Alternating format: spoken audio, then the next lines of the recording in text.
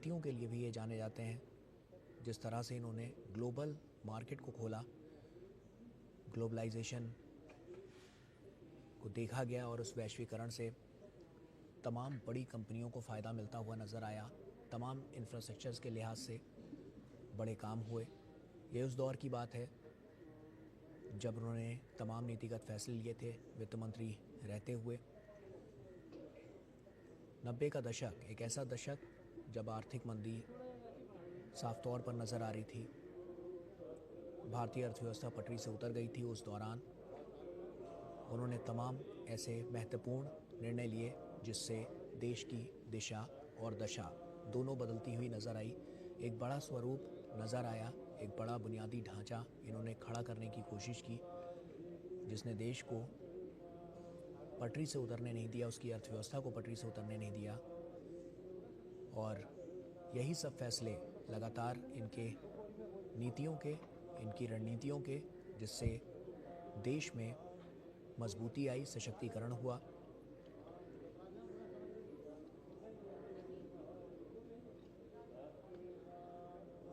और अंतिम यात्रा के बाद अब वो अंतिम क्षण जिसकी तरफ ये प्रक्रिया बढ़ती हुई नज़र आ रही है।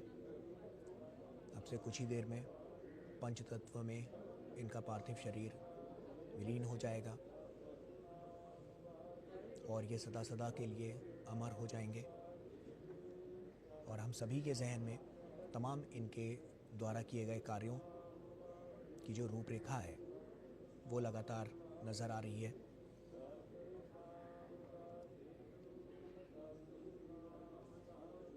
तमाम ऐसे बड़े फैसले जो इन्होंने अपने कार्यकाल में लिए, लाइसेंस राज को ख़त्म करके उन्होंने ऐसी नीतियां बनाई जिनके ज़रिए भारत में विदेशी निवेश के लिए दरवाज़े खुले और उन्हीं दरवाज़ों से ग्लोबलाइजेशन, जिसको हम जानते हैं वैश्वीकरण, तमाम बड़ी कंपनियों को तो फ़ायदा हुआ ही, उसके साथ साथ देश को भी बहुत फ़ायदा हुआ।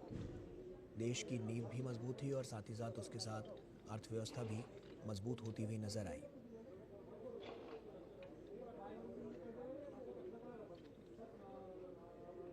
आरटीआई, मनरेगा आर्थिक मंदी से जिस तरह से उन्होंने बचाया और शिक्षा का अधिकार जो बच्चों को दिलाया, बहुत महत्वपूर्ण कदम जो आज भी एक नई इबारत लिखने के लिए लगातार अग्रसर होकर आगे बढ़ते हुए नज़र आ रहे हैं। आधुनिक सुधारों का भी एक नया प्रारूप देखने को मिला, एक नया आकार देखने को मिला। और यही सब कुछ है जो आज हर कोई याद कर रहा है, इनके द्वारा किए गए कार्यों को याद कर रहा है, इनकी उस शैली को याद कर रहा है, उनकी उस कार्यशैली को याद कर रहा है, जिस तरह से वो लोगों से मिलते थे, लोगों के प्रति काम करते थे, देश के प्रति काम करते थे, देश के हित में तमाम महत्वपूर्ण फैसले लेते थे।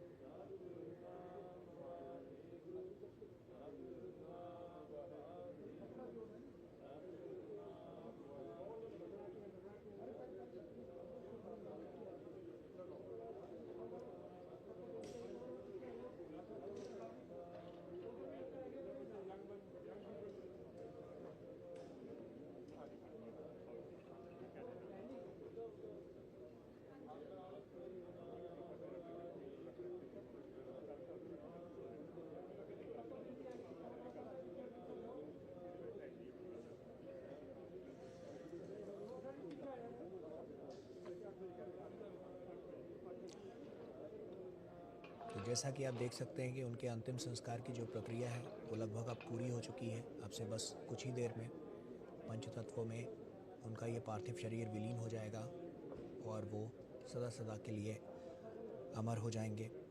और साफ तौर पर जो उनके द्वारा लिए गए निर्णय, नीतिगत फैसले, तमाम कार्यशैली वो आज लगातार याद की जा रही है। सभी उसका स्मरण कर रहे हैं।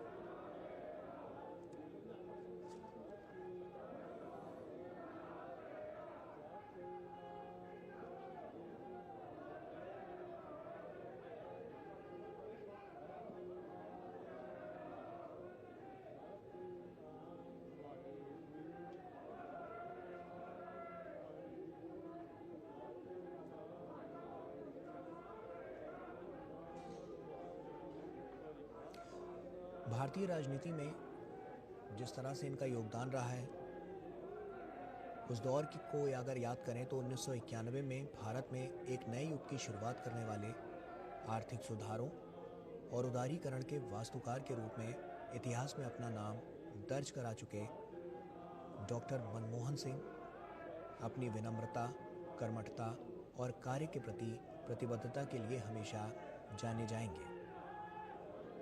बतौर भारत के वित्त मंत्री और प्रधानमंत्री के रूप में उनके द्वारा किए गए आर्थिक सुधारों और सामाजिक कार्यों को हमेशा याद किया जाएगा।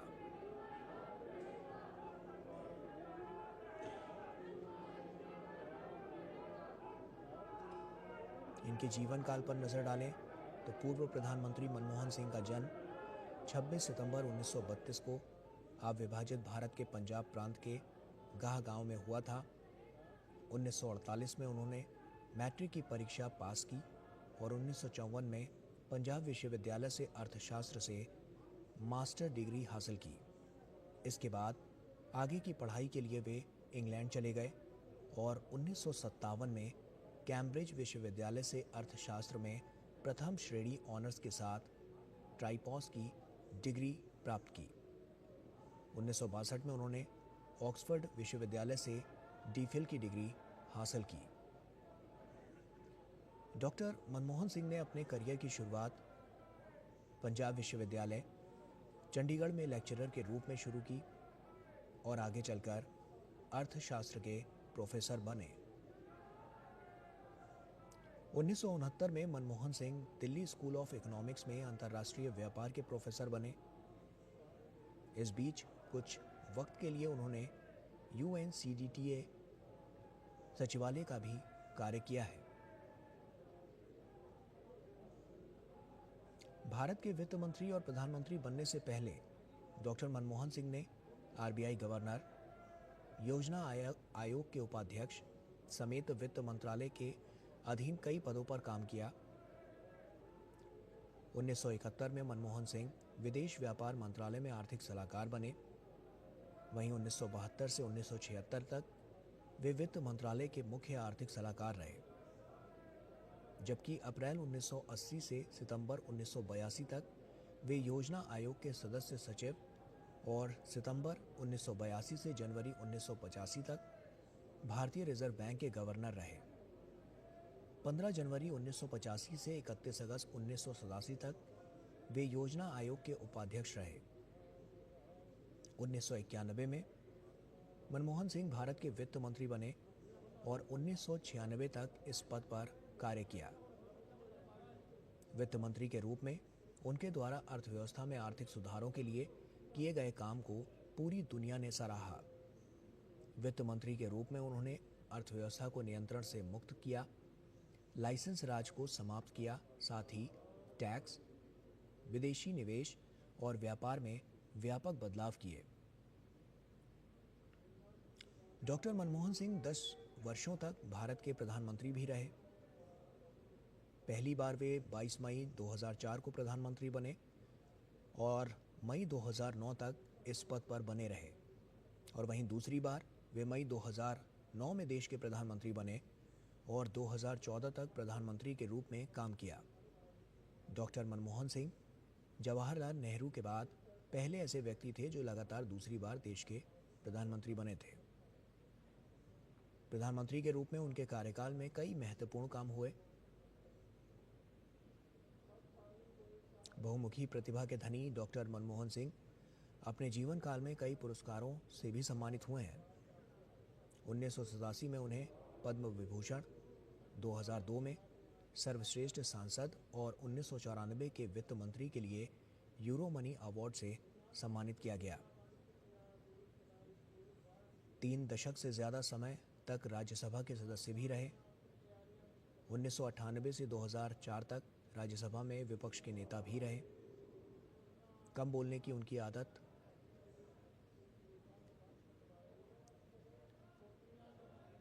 साफ तौर पर कई बार देखने को मिली है।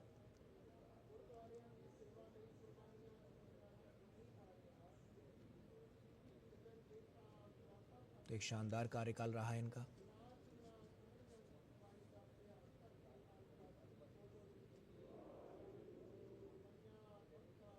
और आज पूरा देश इन्हें भावभीनी श्रद्धांजलि अर्पित कर रहा है।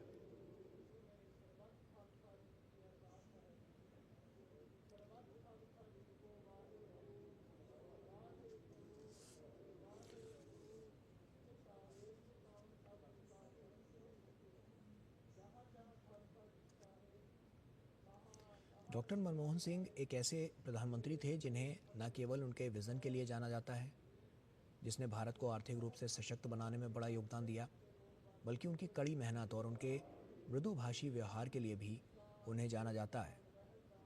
एक ऐसे प्रधानमंत्री जिन्हें न केवल उन छलांगों और सीमाओं को तोड़ने के लिए याद किया जाएगा जिनसे उन्होंने न केवल भारत को आगे बढ़ाया, बल्कि एक विचारशील और ईमानदार व्यक्ति के रूप में भी हमेशा इन्हें याद किया जाएगा।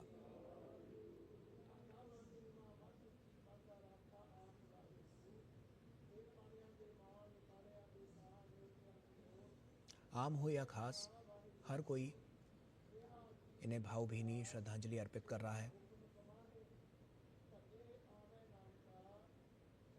और अब से बस कुछ ही देर में इनका पार्थिव शरीर पंचतत्व में विलीन हो जाएगा। पूरे राजकीय सम्मान के साथ इनको अंतिम विदाई दी जा रही है, इनका अंतिम संस्कार किया जा रहा है।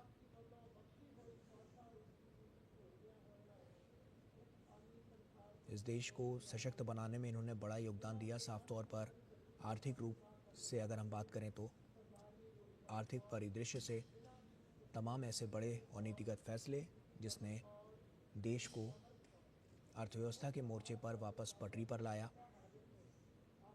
इनका व्यवहार जो कि लोगों के जहन में आज भी जिंदा है। एक ऐसे प्रधानमंत्री जिन्हें न केवल अपने कर्तव्य के लिए, अपनी कड़ी मेहनत के लिए, बल्कि अपने योगदान के लिए हमेशा हमेशा याद किया जाएगा। नम आँखों से आज इन्हें अंतिम विदाई दी जा रही है और अब से कुछ ही देर में इनका अंतिम संस्कार की जो प्रक्रिया है उसे भी पूरा कर लिया जाएगा।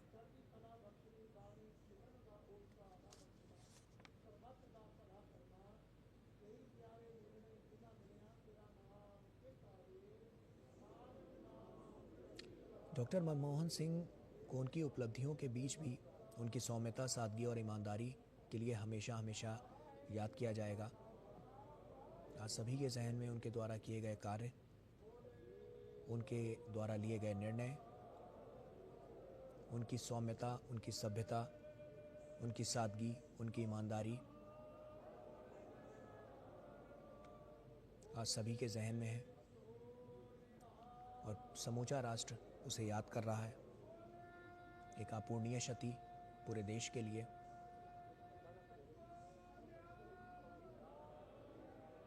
सिर्फ अपनी छाप इन्होंने देश तक ही नहीं छोड़ी बल्कि विदेशों में भी इनकी छाप है, और यही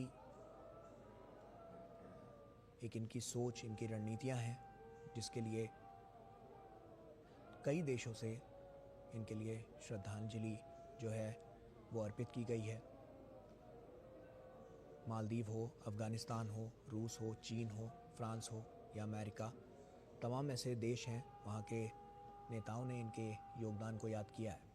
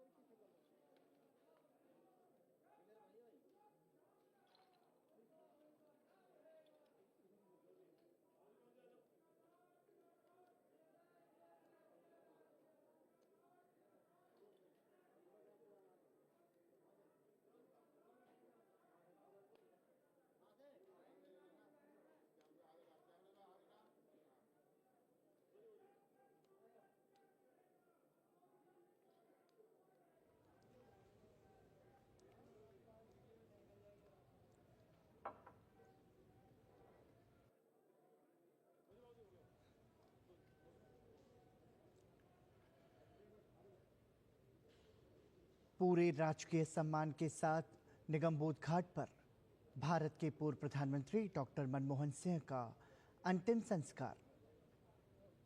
उनके पार्थिव देह को मुखाग्नि दी गई।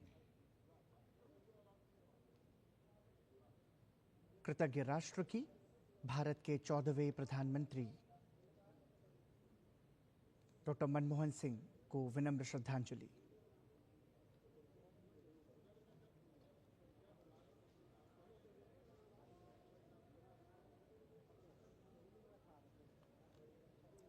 दिल्ली के निगमबोध घाट पर पंचतत्व में विलीन होता हुआ पूर्व प्रधानमंत्री डॉक्टर मनमोहन सिंह की पार्थिव देह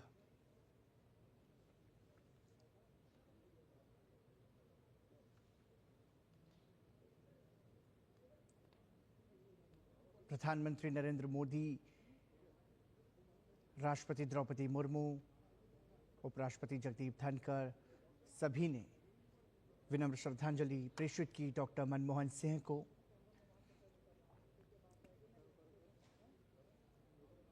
निगमबोध घाट पर डॉक्टर मनमोहन सिंह का पूरे